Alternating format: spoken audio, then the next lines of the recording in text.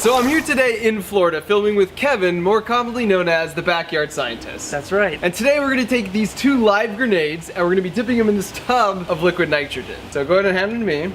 And then, dude, baby alligator.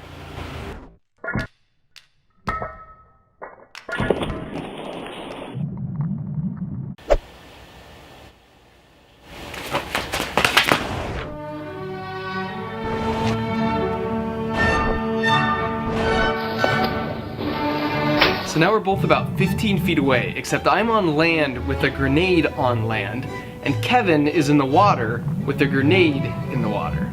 So the question is, which one of us has a better chance of survival? Take a moment to decide. Do you dive on the pool deck or jump in the pool? We both had very different theories for survival, so as firm believers in the scientific method, we decided to test out our hypotheses. So we devised some experiments, but before I get to those, I think it's important to understand how a grenade actually works. So once you pull the pin, as long as you keep this handle pushed down, you're perfectly safe. But as soon as you let go of the grenade, this handle springs off, which releases a spring-loaded striker that hits a percussion cap that starts a 5-second fuse that you can't do anything to stop.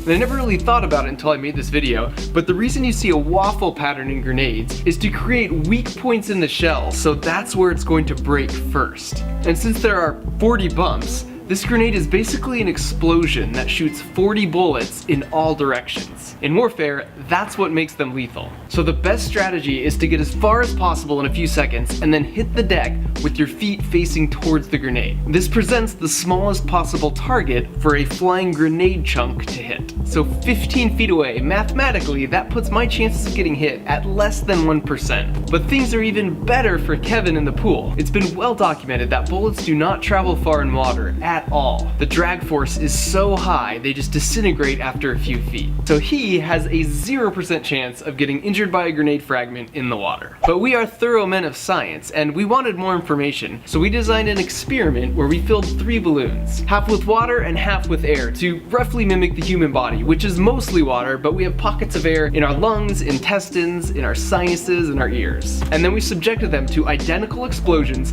identical distances apart in both air and water.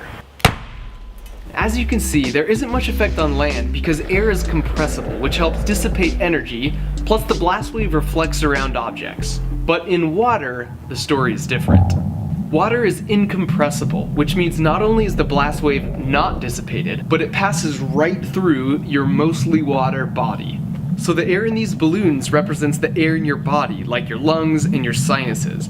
So basically what's happening is the blast wave is pushing in on you, but the air cavities can't push back with the same force since they're filled with compressible air. That means they move a lot really quickly, which causes permanent damage.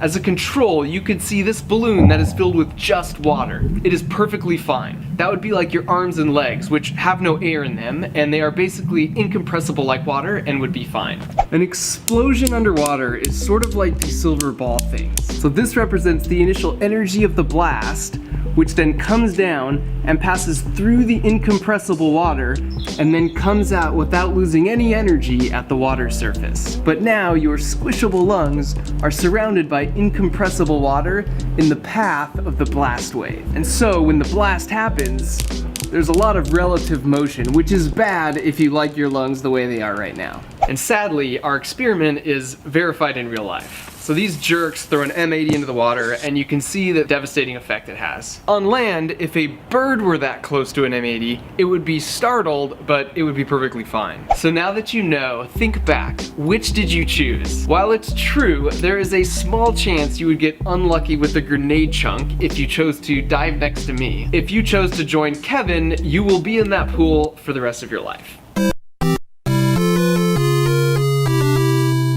So huge thanks to the Backyard Scientist for dying in the name of science. If you've never seen his stuff, you just have to check it out. Here's a video we just finished filming. It's a bunch of oobleck, which is a non-Newtonian fluid, and we destroyed it in every way imaginable. It's incredible footage. His channel is full of this type of junk, so check it out, subscribe, and as always, thanks for watching.